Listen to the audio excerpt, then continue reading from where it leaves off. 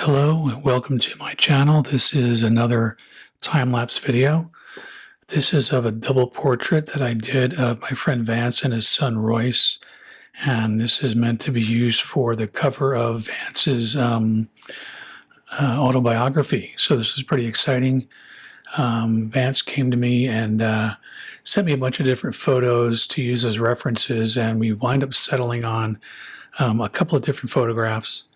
I wound up actually using Photoshop to kind of smash together 4 different images. So I had to sort of cut out Royce from one photograph and 2 different photographs of Vance to kind of sandwich together. And I got the background actually off of NASA's website, a little space background, because, I know Vance from the Star Trek fan fiction community. I thought that would be a nice touch, and he seemed to like it. So he approved that, and I went ahead, and what you see me doing here now is just some penciling. I'm doing what I typically do when I do these kinds of portraits, where I'm, standing back, making some marks, standing back again, correcting those marks. I'm using a very soft pastel pencil for this, and I have a very light touch, so it's easy to erase. I try not to put any heavy marks on a canvas because they can make indentations, and that's not good.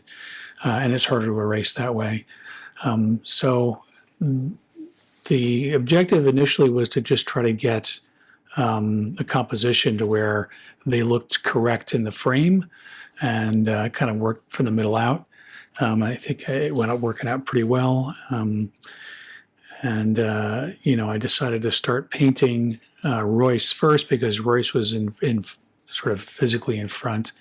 I just thought it would be easier to get the kind of soft edges I wanted if I started that way. I didn't notice it here, but the drawing is off, which sometimes happens. I didn't go and do any sort of caliper measurements to recheck, and I should have. I do fix that later in the painting effort. You'll see I'll point to that when it happens. It's pretty obvious. I'm starting painting with the darks, trying to get what I think are good anchor points in, and then working from there towards midtones and then towards highlights. I do a little bit of playing around with this more than I would have probably liked to.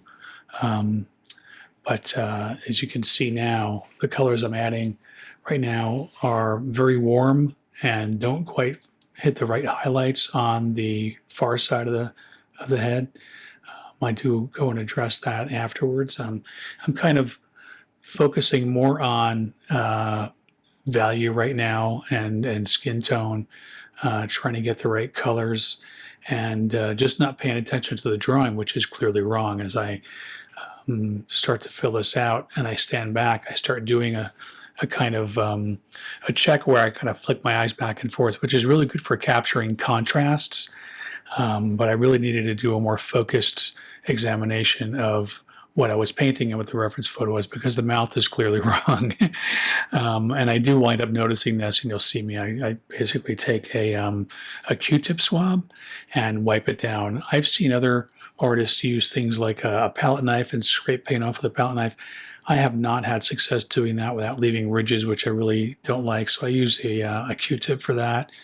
And you'll see here as I start finishing up things like highlights in the head, and you see some of those midtones bringing out form, it becomes very obvious. And here I'm wiping that mouth off, lowering the mouth, having that upper lip be a little bit longer as it does appear in the photograph.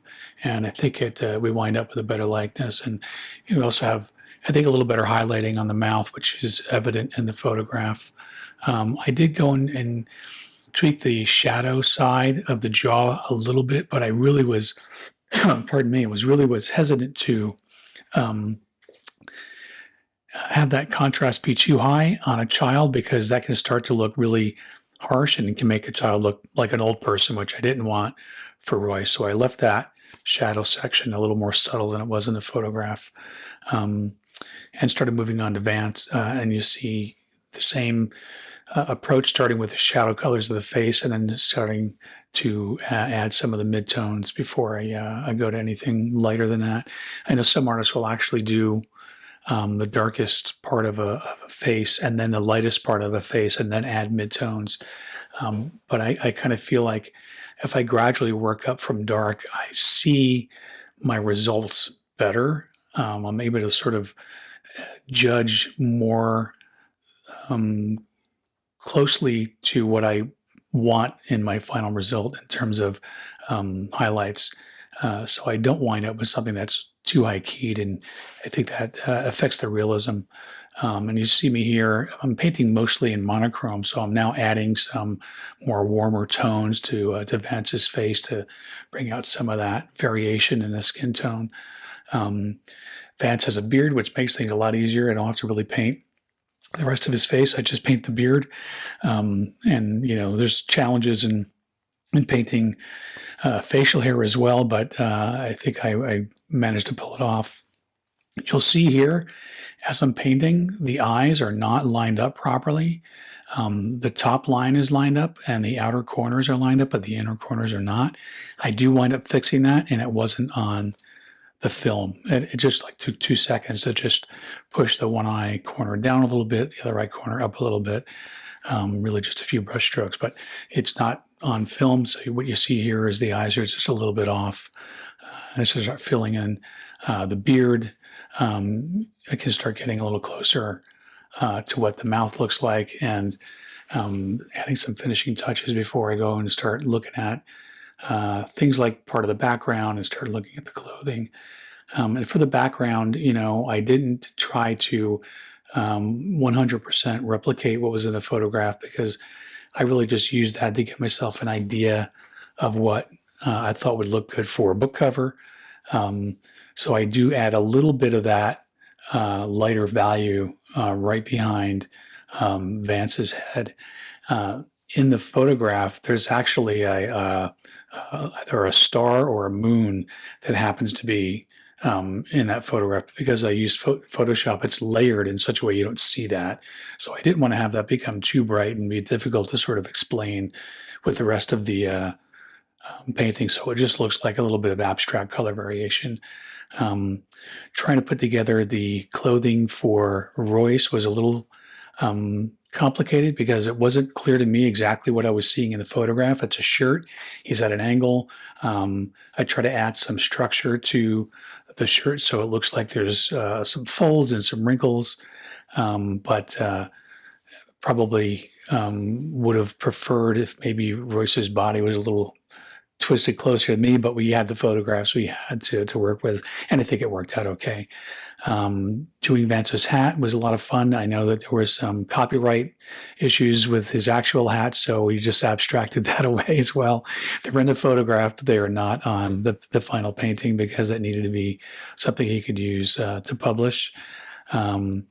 And now just finishing off Vance's clothes, and I tried to get the shirt to be representative. Again, the color is not perfect, but I think as long as it looks like a blue shirt, and it has a little bit of purple in it in the photograph. I didn't want to have too much purple, because I wanted to be a little bit more variation between Vance's shirt and Royce's shirt. And of course, Vance's famous red hoodie. I did the best job I could with that as well, trying to make that look realistic. We wound up selecting this video, I think partly because of the reference photo. I think partly because of, what the hoodie has meant in his film career. So I wanted to try and represent that as well as I could. Again, just trying to get some fabric folds in there, and finally adding just, the sort of metallic look of where the zipper would be. And just adding some final touches here with the background, adding parts of the glowing stars and other aspects of space. And this is the final painting, including all of the fixes I did. I hope Vance and Royce like it. My website is robertosuzuki.art. Instagram is @Roberto_Suzuki_art. And Facebook is fb.com/RobertoSuzukiArt. If you like the video, please click like and subscribe. And thank you.